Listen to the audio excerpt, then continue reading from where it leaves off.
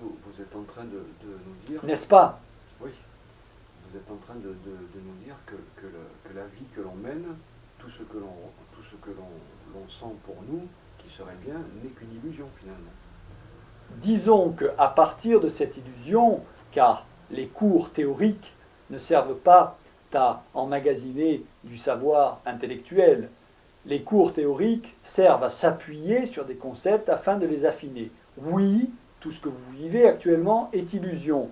Nous vous proposons de petites clés, et elles sont contenues dans les cours, pour que vous vous appuyiez sur ces illusions et qu'en affinant ces illusions, vous finissiez par les dépasser. C'est cela notre objectif, sinon nous n'aurions pas choisi de produire ce type de message en cette époque, nous aurions choisi un autre ici et maintenant dans d'autres dimensions.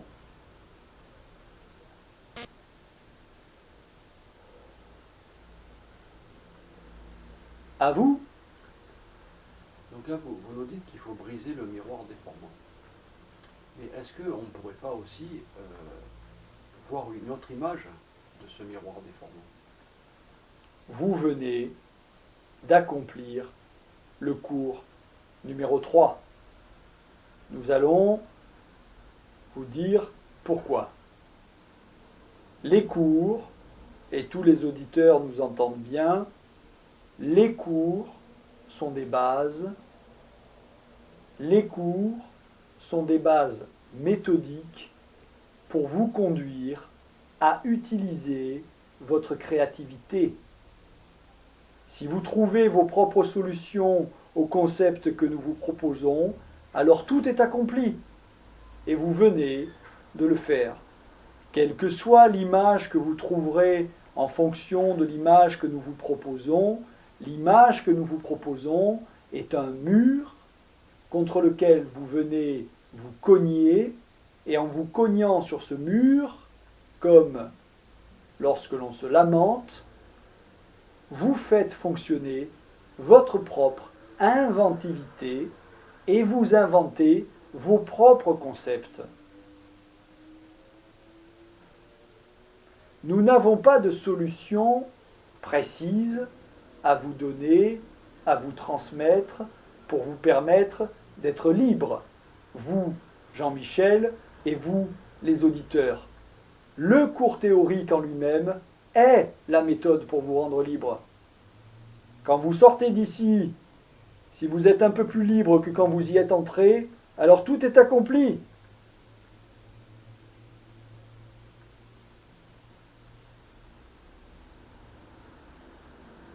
Je continue, car il nous reste encore une chose à vous dire pour ce cours numéro 3, avant de le clôturer.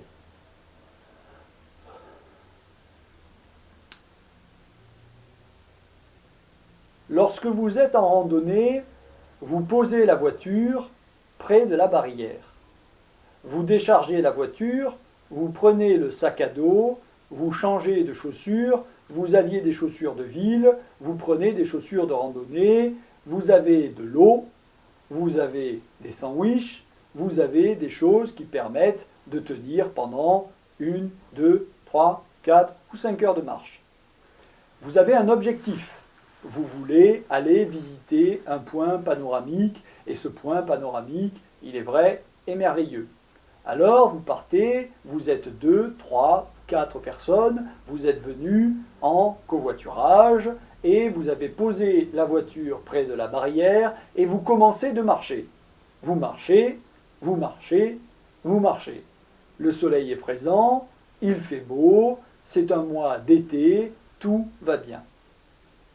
Dans cette petite histoire que nous vous avons racontée une seule fois, est contenue la clé essentielle au fonctionnement épanouissant du couple pour les deux personnes qui le vivent et pour tous ceux qui sont proches des deux personnes qui le vivent. Pour terminer ce cours, nous allons un petit peu avec vous explorer cette histoire. À vous! L'histoire des gens qui marchent sur En effet, la montagne, d'accord. Oui. Oui, ils ont réuni toutes les conditions pour passer une bonne journée. continuez. Donc ils sont arrivés, bon, ils ne peuvent pas aller plus loin en voiture, donc ils sont obligés de partir à pied. Alors, qu'est-ce que c'est cela dans la rencontre? Qu'est-ce que c'est dans la rencontre? Ne pas pouvoir aller plus loin, laisser la voiture. Trouvez cela. Pas aller plus loin, trouver la voiture. Ben, c'est-à-dire que c'est un... Dans la rencontre. Dans la rencontre. Alors, c'est la vie qui nous amène en voiture. Déjà, on prend la route. Voilà, au départ. Une rencontre, on prend une route. Après, une barrière, c'est on veut établir autre chose qu'un circuit en voiture. C'est-à-dire avoir la marche constituerait les difficultés avec le plaisir. On veut Donc, se défaire de la machine. oui, alors Pourquoi veut-on se défaire de la machine?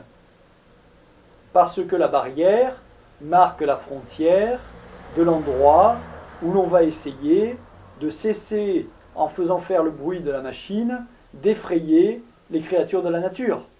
Nous laissons donc la machine pour être à l'écoute. d'accord, il faut aller plus loin dans les images.